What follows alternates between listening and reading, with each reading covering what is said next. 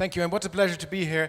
I just wanted to start with getting back to Yoram Hazani's point about the currency, the euro currency, with references to nowhere. I think it's crucial to understand the European empire, that it's not intended to express some kind of specific culture or specific vision of where civilization should go, but rather the opposite, to create a nowhere world. It is a repudiation of the home, of identity, of several identities of the nation. And we see that obviously in the main political implications of the European project, mass immigration being one of them, the euro currency being another, as Yoram mentioned, but also, of course, in the globalist mystique of climate change, man-made climate change, which, if you look into the actualities of scientific research, does not hold ground.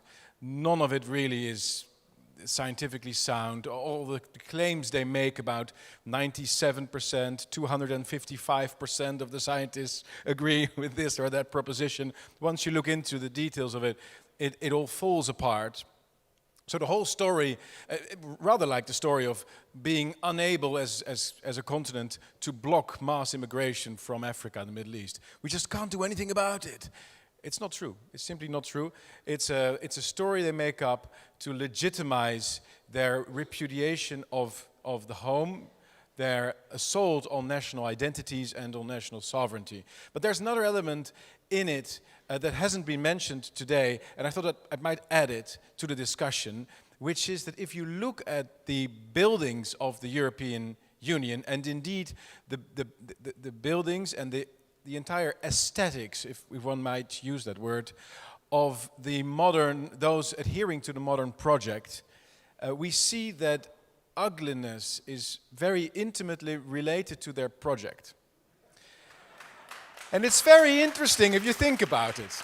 It's very interesting why that is the case. And I think we as conservatives, and I can't tell you how excited I am about this conference, because this is precisely what we must do. We must overcome all this infighting, all this being played out against one another by progressive or left-wing journalists, academics, and other political parties who know perfectly well that we're always sensitive to these specific words that they throw at us, and then we're like, oh, well, yeah, but we're different, that's them. And then in the end, our phalanx, our network is broken. And so I think it's really, really important and exciting that we're here together. But one of the things that we should add, I think, to our message is a defense of beauty. We are, of course, here in an incredible hall.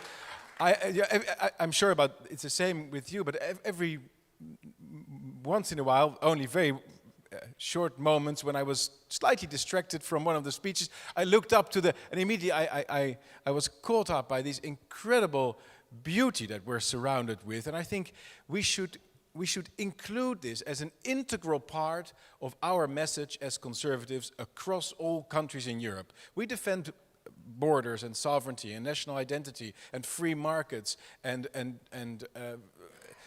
we are opposed to such things as Islamic orthodoxy, totalitarianism, the European infringement on our democratic rights, and so on and so forth. We do not believe in the climate change mystique, and we defend beauty. We stand with all the beauty that European civilization has handed on to us, and we wish to continue it and bring it further if possible.